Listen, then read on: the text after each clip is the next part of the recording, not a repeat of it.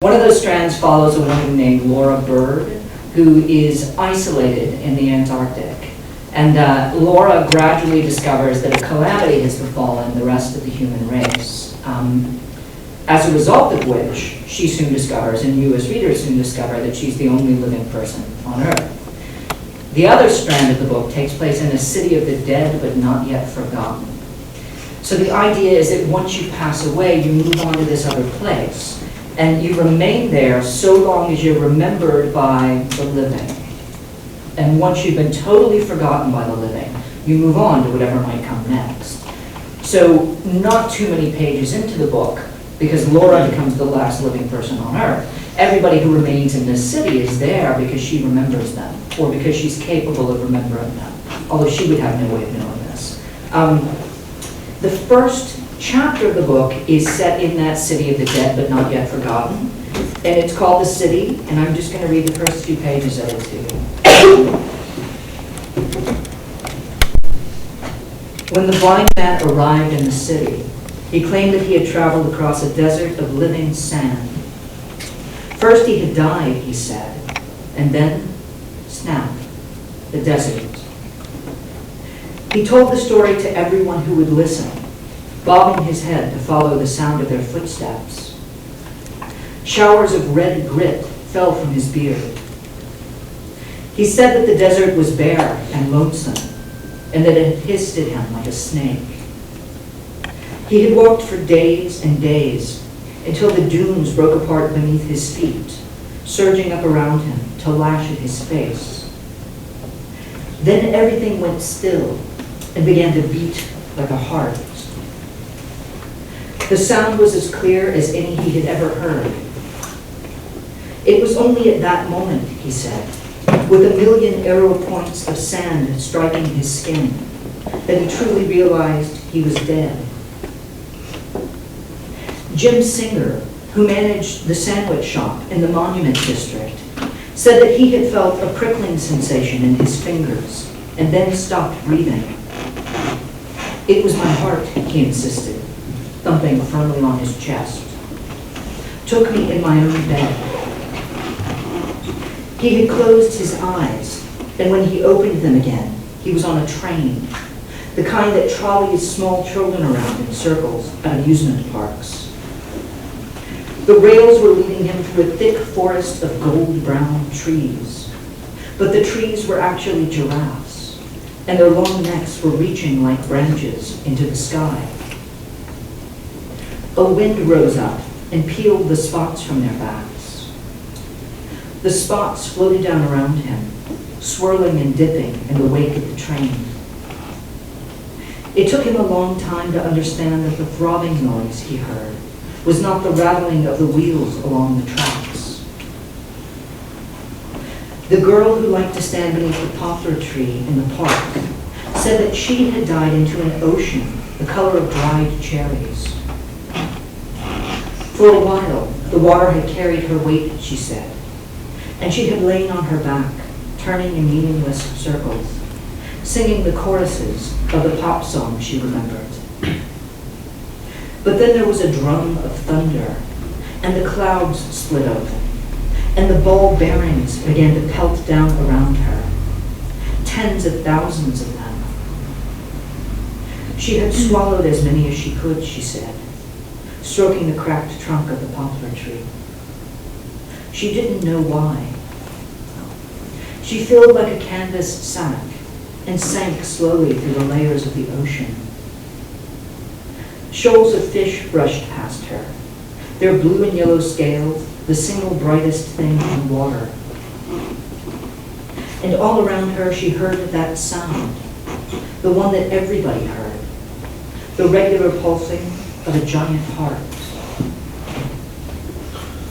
The stories people told about the crossing were as varied and elaborate as their 10 billion lives, so much more particular than those other stories, the ones they told about their deaths. After all, there were only so many ways a person could die. Either your heart took you, or your head took you, or it was one of the new diseases. But no one followed the same path over the crossing. Lev Paley said that he had watched his atoms break apart like marbles, roll across the universe, then gather themselves together again out of nothing at all. Hanbing Li said that he woke inside the body of an aphid and lived an entire life in the flesh of a single peach. Graciela Cavazos would say only that she began to snow, 4 words, and smile bashfully whenever anyone pressed her for details. No 2 reports were ever the same, and yet always there was the drum-like thumping noise. Some people insisted that it never went away, that if you concentrated and did not turn your ear from the sound, you could hear it faintly behind everything in the city. The brakes and the horns, the bells on the doors of restaurants, the clicking and slapping of different kinds of shoes on the pavement. Groups of people came together in parks or on rooftops just to listen for it, sitting quietly with their backs turned to one another. Badum, badum, badum. It was like trying to keep a bird in sight as it lifted, blurred, and faded to a dot in the sky. Luca Sims had found an old mimeograph machine his very first week in the city and decided to use it to produce a newspaper. He stood outside the River Road coffee shop every morning, handing out the circulars he had printed. One particular issue of the Sim sheet, as people called it, addressed the matter of this sound.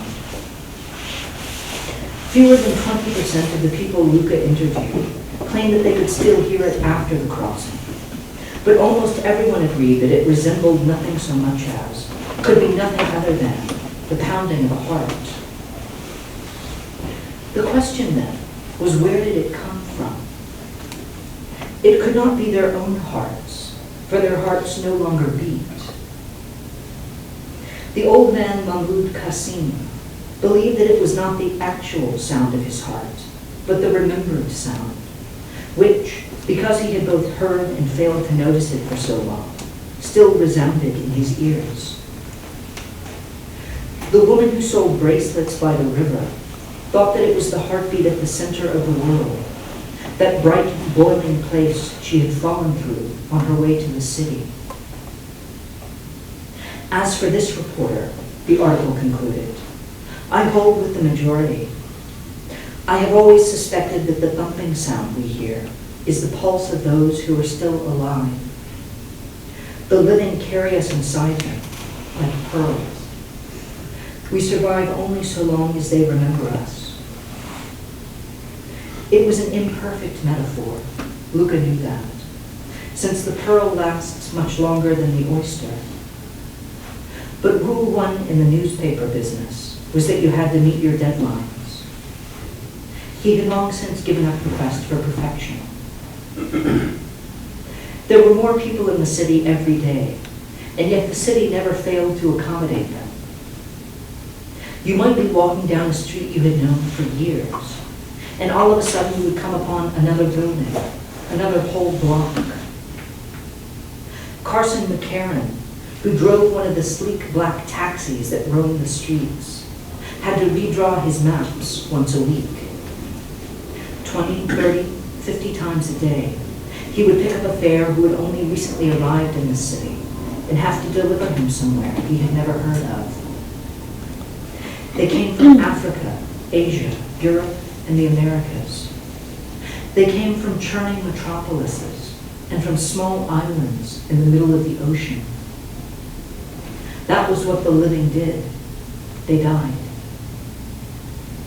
There was an ancient street musician who began playing in the red brick district as soon as he reached the city, making slow, sad breaths with his accordion. There was a jeweler, a young man, who set up shop at the corner of Maple and Christopher Streets and sold diamonds that he mounted on silver pendants.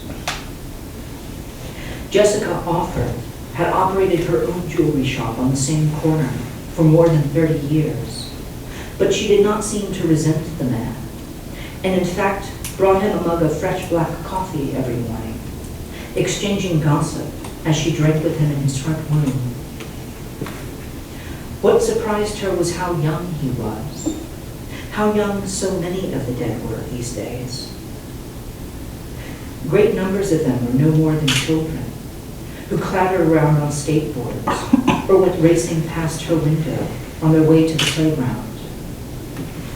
One, a boy with a strawberry discoloration on his cheek, liked to pretend that the rocking horses he tossed himself around on were real horses, the horses he had brushed and fed on his farm before they were killed in the bombing. Another liked to swoop down the slide over and over again, hammering his feet into the gravel as he thought about his parents and his two older brothers who were still alive. He had watched them lift free of the same illness that had slowly sucked him under. He did not like to talk about it. This was during a war, though it was difficult for any of them to remember which one. So that's roughly the first eighth of the first chapter of this book. Next, I'd like to read a section from my most recent book, which is another novel. This one is called The Illumination. And The Illumination is a book about what happens to the world when people who are in pain begin to shed light, so that you can actually see when the people around you are suffering. Specifically, it follows the fortunes of 6 characters. There is a data analyst, a photojournalist, a school child, a missionary, a writer, and a street vendor. And all of these people are enduring injuries of one kind or another. Some of them are physical injuries, some of them are psychological or spiritual injuries. And they all feel that this phenomenon kind of affects the way they think about their own experiences and the way they see the people around them. One of these characters is a writer named Nina Pajoni. And in Nina's section of the book, there is a self-contained short story that's kind of studded throughout her chapter. And it's a story that she's written and is reading in public. And one of the advantages to kind of embedding a short story in a novel is that when I'm reading from the novel, it gives me something that's actually self-contained and complete that I can present to a room full of people. So that you don't feel like you're getting just a small section of something, but rather, I hope, a story that rounds itself off in some way. So this is a story called A Fable for the Living. And she's written it as, in part, a way of coming to terms with her own experiences. And kind of an illness that her life has demanded she submit herself to. But aside from that, I hope it kind of presents its own little unique thing that you can appreciate without having read the rest of the book, or indeed her section of the book. So this story, again, is called A Fable for the Living, and it's embedded in The Illumination. Once, there was a country where no one addressed the dead except in writing. Whenever people felt the urge to speak to someone they had outlived, they would take a pen and set their thoughts down on paper. You should have seen the sun coloring the puddles this morning. Or, things were so much easier when you were alive, so much happier. Or, I wanted to tell you I got all A's on my report card, plus a C in algebra. Then they would place the message atop the others they had written, in a basket or a folder, until the summer arrived and they could be delivered. In this country, it rained for most of the year. The landscape was lush with the kinds of trees and ivies that flourish in wet weather, their leaves the closest green to black. The creeks and pools swam with armies of tiny brown frogs. Usually, though, in the first or second week of June, the clouds would thin from the air little by little, in hundreds of parallel threads, as if someone were sweeping the sky clean with a broom, and the drought would set in. This did not happen every summer, but most. Between the glassy river to the west of the country and the fold of hills to the east, the grass withered and vanished, the puddles dried up, and the earth separated into countless oddly shaped plates. Deep rifts formed in the dirt. It was through these rifts that people slipped the letters they had written. The dead were buried underground, and tradition held that they were waiting there to collect each sheet of paper, from the most heartfelt expression of grief to the most trivial piece of gossip. You won't believe it, but Ellie is finally leaving that boyfriend of hers. What I want to know is whether you think I should take the teaching job. The crazy thing is, when the phone rang last night, I was absolutely sure it was you. Do you remember that time you dropped your earring in the pond and it surprised that fish? I just don't know what I'm doing these days.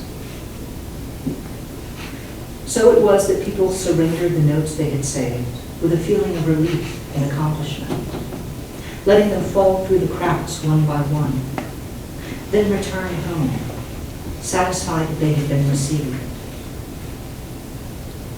This was the way it had always been, for who knows how long, with the dead turning their hands to the surface of the earth, and no orphans praying out loud to their parents, and no widows chit-chatting with the ghosts of their husbands, and all the wish-it-weres and might-have-beens of the living, oriented around a simple stack of paper and a cupful of pens. Then something very strange happened. There was a woman, not quite old, but not quite young, whose fiancé had died unexpectedly. It was barely a month into their engagement, and the two of them were attending a chamber music concert when he began coughing into his sleeve and excused himself from his seat. Because they had quarreled earlier over the cost of the wedding, she did not worry about him when he failed to return.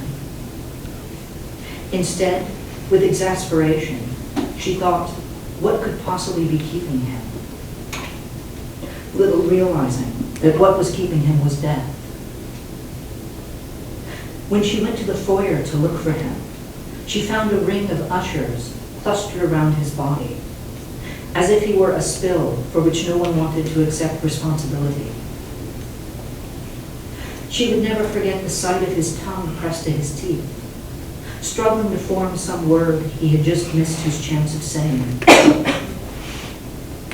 More than a year had gone by since then, a terrible year of ill health, sleeplessness, and rainy days that layered themselves over her like blankets. Who was she? Who had she become? Her skin was paler than it used to be, her hair grayer.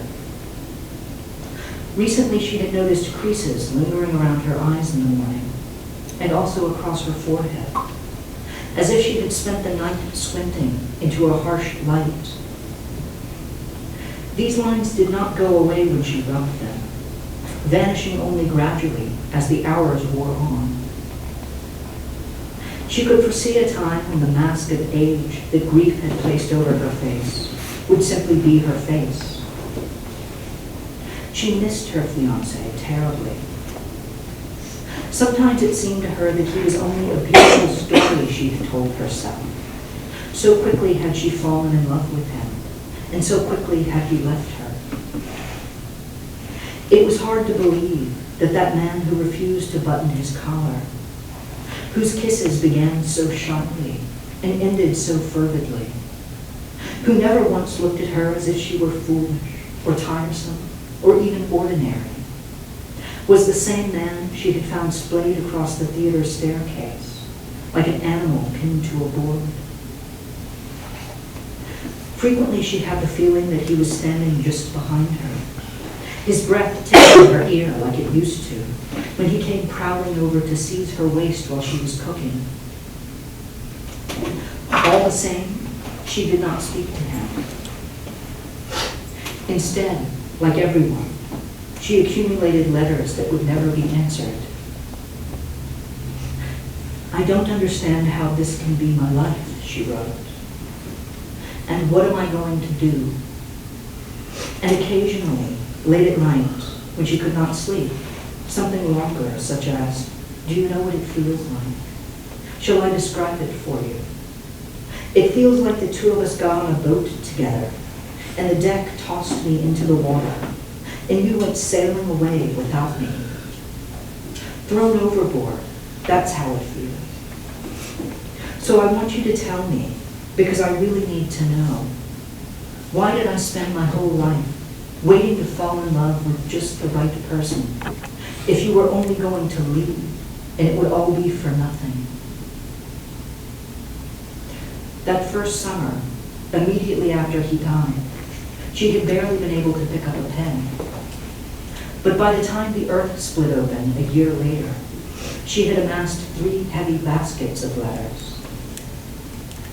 One afternoon, she went to the parched field where the fair sat in the autumn, and the soccer team practiced in the spring, and dropped them into the deepest opening she could find.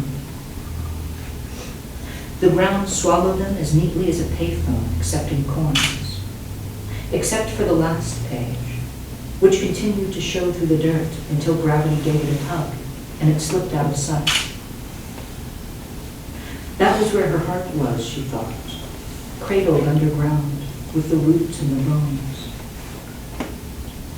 As she stood in the dust, listening to the insects buzz, she dashed off one last note and let it go. Are you even out there? The next morning, she received her answer. Her house was built like all the others, with its roof projecting over the front door to keep it from opening directly into the rain.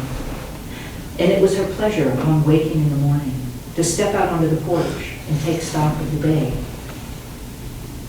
This particular morning arrived hot and bright, with the sky that oddly white and blue it became when there was no moisture in the air. She was surprised to find a fissure interrupting her lawn. She kept the grass carefully trimmed and watered, and she was sure she would have seen the rift if it had been there the day before. It ran as straight as a line on a map. She traced it with her eyes, following it across her neighbor's yard and a few others, before it vanished into the woods at the end of the block, and then back again until it dead-ended at her front steps. But that was not the strange part. No, the strange part was the sheet of paper that was protruding from it. She picked it up and unfolded it. Of course I am, it read. The handwriting was familiar to her, with its walking stick R and its O's that didn't quite close at the top. But it took her a moment to figure out where she recognized it from. She spent the next few hours twisting her engagement ring around and around her knuckle. A potato chip bag was dipping and spinning in the middle of the road, and she watched it ride the breeze until a boy rode by and flattened it beneath his bicycle. Finally, on a blank sheet of paper, she wrote, "If you are who I believe you are, tell me something only you would know about me." She was unaccountably nervous. She knelt on the porch, closing her eyes as she slipped the note into the fissure. Something deep within the ground seemed to wrest it from her fingers, like a fish plucking a cricket from a hook. For the rest of the day, every time she went outside, she expected to see a flash of white paper waiting for her in the grass. But it was not until the next morning that she found one. "I love your gray coat with the circles like cloud-covered suns." She stared closely at the breach in her lawn. If she followed it on foot, she calculated, she would eventually reach the scorched field where she had gone to deposit her letters. On a fresh sheet of paper, she replied, "Everyone we know has seen me in that coat. It doesn't prove a thing." Early that afternoon, an answer arrived. I love how you laugh with your mouth wide open, and how you snort sometimes, and how embarrassed it makes you when you do. She wrote, well, yes, that's definitely me. I love the joke you told at Zach and Christina's wedding reception. She wrote, if this is a trick, this had better not be a trick, is it? I love how easily you cry when you're happy. So the correspondence went on, hour after hour and day after day, pushing across the distance of the soil. All his letters were love letters, delivered while she was sleeping or mopping the kitchen, weeding the garden, or out buying milk. When she held them up to the sunlight, the faded marks of earlier messages emerged through the stationery. Bailey had 2 kittens last week, and I named the first one Bowtie and the second one Mike. I hope you're better now, I truly do, because I am, I tell you, I am. I think there's something terribly wrong with me. They came in a variety of hands and were often hard to decipher.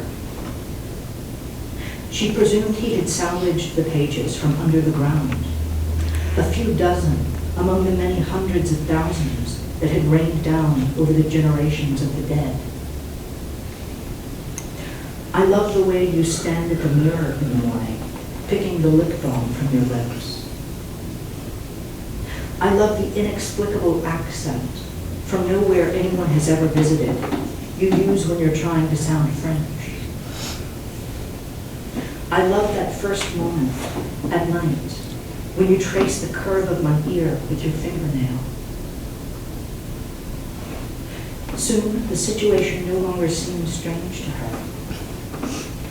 It was as if the 2 of them were kneeling on opposite sides of the bedroom door, sliding notes to each other along the floor. Then it was as if the door had vanished entirely, and they were simply sitting in the bedroom together. When she had crossed the threshold, she could not say, only that she had. He was her fiancé. She did not doubt it. But what had brought him back to her? The next day, a message came while she was sitting on her front steps. She glanced away for a moment, and there it was, nestled in the thick fringe of grass around the fissure, like a mushroom springing up after a thunderstorm. I love you, it read, and I want you to join me. I want us to be together again. Whatever the cost, I want it, I want it. And I don't want to wait until you die, because God knows how long that will be. It was his longest letter yet. She sensed that every word had demanded some mysterious payment from him, a fee that could only be understood by those who had already been laid to rest. What was he asking? That she end her life? That she suspend it? Or something else altogether, something she could hardly imagine? For the next few days, he left no love notes in her yard, no entreaties, only a single question that appeared late one night on the back of a chewing gum wrapper. Hello? He was giving her time to think. He was waiting for her below ground. She knew it. She knew it. Every day the crack by her porch grew a little larger.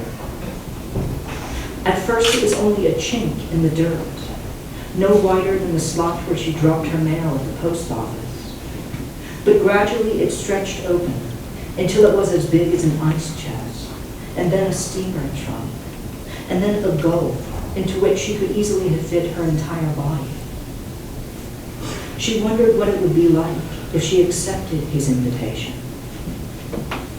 She began to dream that she was living beneath the field on the far side of the woods, moving through a long procession of rooms and hallways, where the dead milled around like guests at a trade convention. Throughout the day, at various angles, the sun pierced the hills and the pastures, sending bright silver needles through the ceiling of the earth, so that it was never completely dark. And at night, when the land was soaked in shadows, the people around her glowed with a strange heat. She watched them flare and shimmer through their skin, their bones going off like bombs. Every limb a magnificent firework of carbon, phosphorus, and calcium. It seemed that the surface of the world had two sides. On one were the bereaved spouses, the outcast teenagers, the old men and women who had no one left to reminisce with. And on the other were those lovers and friends and parents they had outlived. All of them, whether above or below, aching for those who were gone. All of them, whether above or below, pressing their fingers to the soil. Her eyes flickered in her face, and her teeth shone in her mouth. And when she woke, before the dream had lost its color, she felt that she was recalling some earlier existence, like a house she had lived in as a child, familiar down to its last curved faucet and last chipped floorboard. The truth was that the thread connecting her to the world was as thin as could be. A sunrise here or there, the feel of suede against her skin, the aroma of strong coffee in the morning, and a few moments of forgetful well-being. That was it. That was all she had. And she knew that it could snap at any moment. She had always believed that one day someone would come along and love her, and she would understand how to live. Maybe the idea was juvenile, but she had carried it with her all her life, like an ember smoldering in a pouch of green leaves. It was only the past awful year that had forced her to give it up. And now here it was again, the hope that she had finally found him, the man who would wrench her into the world, the good and beautiful world, where people got married and had children and slowly grew old together. One afternoon, as she was standing at the kitchen counter, eating a turkey and diced olive sandwich, she realized that she had made up her mind. She swept the breadcrumbs into her palm and brushed them gently, caressingly into the sink, as if she were stroking a cat. Then she went outside and knelt at the edge of the crevice. Her neighbor was grilling a steak in his backyard. A forsythia bush rustled in the wind. There she was, and then there she wasn't. And two large, pale ants were exploring the impression her knees had left in the grass. It was the last the world would see of her, or at least the last the sun would, the last the sky. I am here to tell you what happened next. Soon after the woman went to join her fiancé, as the final sweltering days of summer came to a close, an unusual event took place. Late one night, while everyone was sleeping, something shifted beneath the brown pastures and the dry creek beds, and 100,000 fissures spread across the landscape, leading to 100,000 front doors. Shortly after the sun rose, in one house after another, the lights went on, and people showered and got dressed, and then they stepped outside to go to work. Earlier that week, a mass of clouds had been seen in the horizon, which meant that it was almost time for the rains to begin again. But this particular day had dawned hard and clear. The heat rang out like a coin. The grass twitched and straightened in the morning air. And the lawns, they were split down the center. And from every rip projected a sheet of paper, I love that perfect little cluster of freckles on your wrist. I love the way your hair curls when you work up a sweat. I love how good you were to me when I got sick. I love watching you sit at your desk, the sun shining on you through the philodendron leaves. I love your many doomed attempts to give up caffeine. Once, there was a country where it rained for most of the year, and everyone resided underground, and no one was quite sure who was dead and who was living. But it did not matter, because they were happy, and they were ever, and they were after. So that's my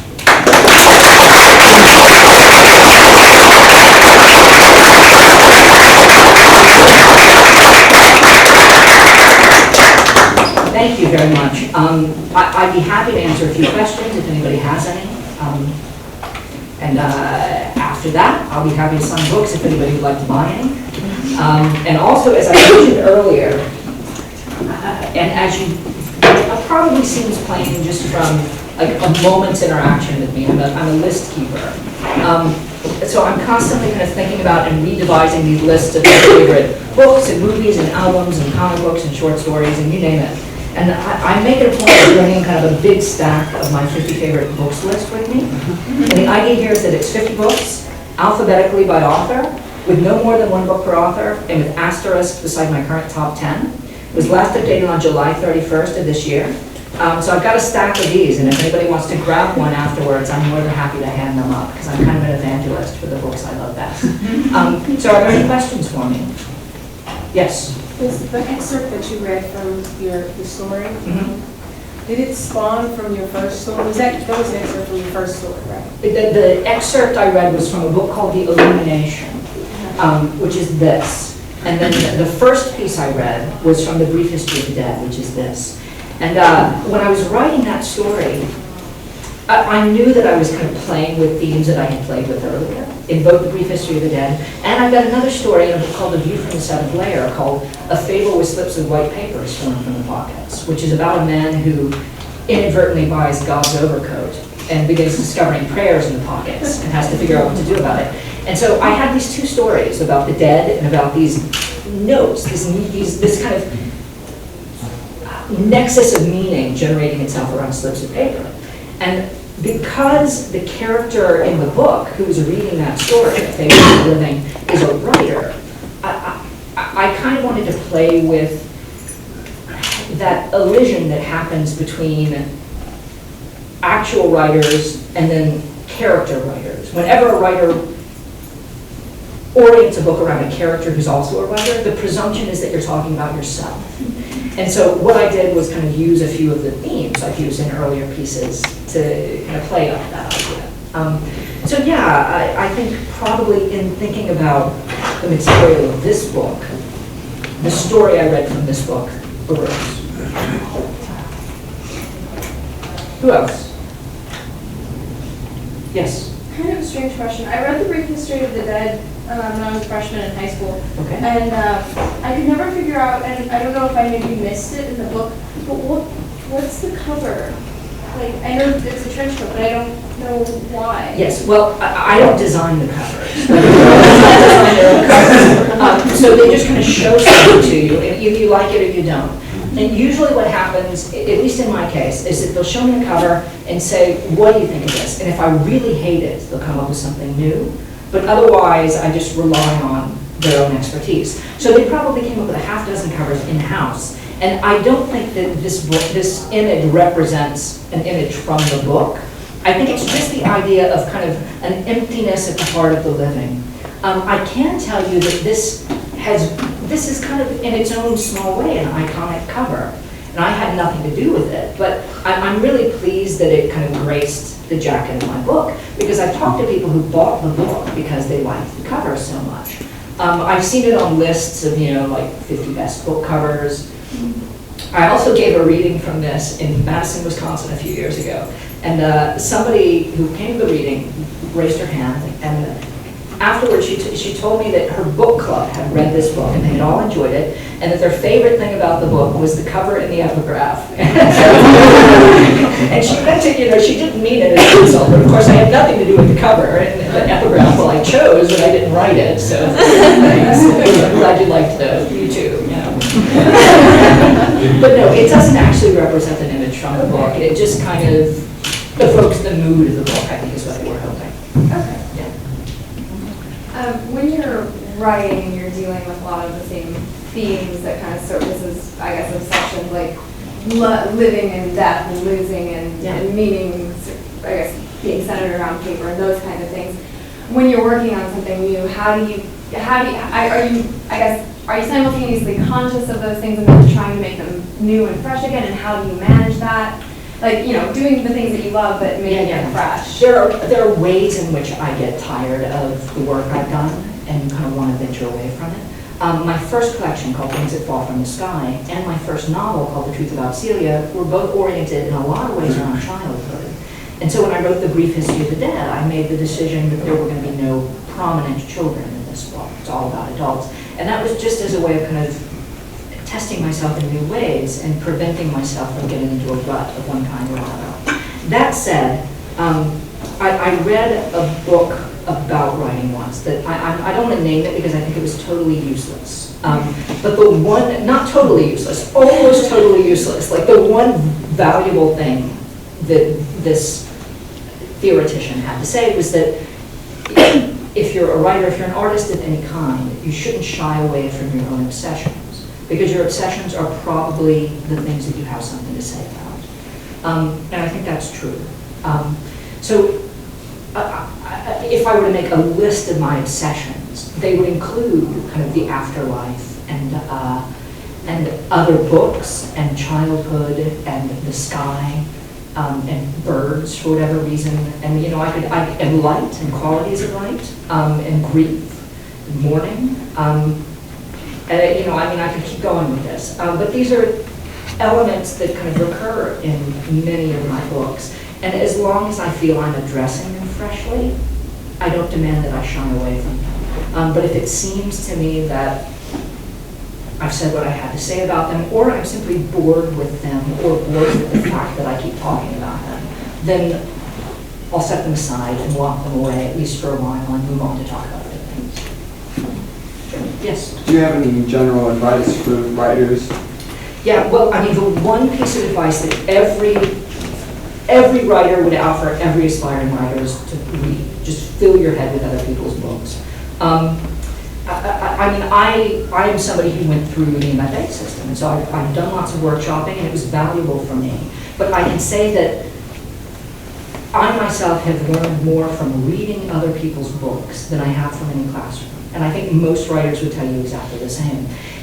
I would also say that although writing has been good and valuable work for me and rewarding work, it's real work and it's hard, and at least if you take it seriously, it's not a simple thing to kind of bend your sentences into their proper shape. I hear people talk about writing as though we're this kind of transcendental sacred experience, and that just does not match what it's been like for me. Like, not remotely. Having written something in a transcendental experience, but not actually writing something. What is a transcendental sacred experience for me is reading. It is. And not always, but at least a dozen times a year, I'll find a book that really seems as if it's meant for me. And when I'm reading those books, I feel as if I'm living right at the center of my life. And I really understand why I'm here and what I'm doing. And I think that's important. Like, that experience is so important that whether or not it aids you as a writer, you shouldn't relinquish it. I think the people who write books do it because they love reading other people's books, and because those books have offered them that sensation of existing at the center of their own experience. So allow yourself to do that. That's above and beyond anything else. That's the first thing. Aside from that, everything always depends on what particular problems you're grappling with. But one kind of generic piece of advice that you might or might not find helpful. I've observed that there are writers who, just as craftsmen, advance their stories sentence by sentence, and then there are writers who advance their stories paragraph by paragraph. And obviously, sentences come together to form paragraphs. But I think there's a difference in the way you kind of build meaning into a story. Whether each sentence is intended to kind of offer its own little breadth of meaning that the readers will internalize before they move on to the next, or whether each paragraph is intended to do that. And I've gotten pretty good at kind of looking at the writers I read and telling like who's doing sentence by sentence work and who's doing paragraph by paragraph work. You can write great stuff either way, but what I would recommend is that you should keep an eye out for when you do your best work. And discover whether you are a sentence by sentence writer or a paragraph by paragraph writer. Because when you're actually sitting down to do the work of writing, it's helpful to know how it is that you're producing meaning. And I think probably beneficial to be able to say to yourself, all right, I'm working one sentence at a time, or I'm working one paragraph at a time. So that's something else. If you wanted to ask me about like specific dilemmas you're having, I could try to help you out with those too, but maybe that would be better after the fact. Who else? Yes? Sort of expanding on that a little bit, I was just having a discussion with my father last night about how people write, and like I write as if my characters sort of take control of the story. My father writes the same way. And I was wondering, is that something that like every writer does differently? Everybody, on any question, every writer works differently. In my case, it's kind of when an idea occurs to me, that's when I feel that a story is kind of generating its own life. The rest of the time, for me, I hope stories offer a sensational life to their readers and energy, and that the characters seem rich and human. But I work very, very slowly and incrementally, sentence by sentence. I'm a sentence by sentence writer. And I'm also the kind of writer who cannot relinquish a sentence until I'm happy with it. So I don't do sloppy first drafts and then refine. I do a single sentence and then refine it again and again and again and again and again until I'm happy with it, and then move on to the next sentence and do exactly the same thing. Which means that it's not as if the character's kind of running away with the story, because the story never runs away. It's just, I very slowly kind of feel my way through the darkness of the story. But ideally, if you're working that way, your subconscious is sort of kind of generating the material that's going to come ahead of you. And that, I think, is not when you're actually sitting down to work on the language of your story, but what's happening in the back of your mind that you haven't gotten to yet is probably when the story is announcing itself to me and taking on its own life. And I suspect that Steve is standing up, that we're about out of time. So again, thanks for listening to me, and if you want to sign a book, I'd be happy to sign one for you. If you want to get a copy of that list, please grab it.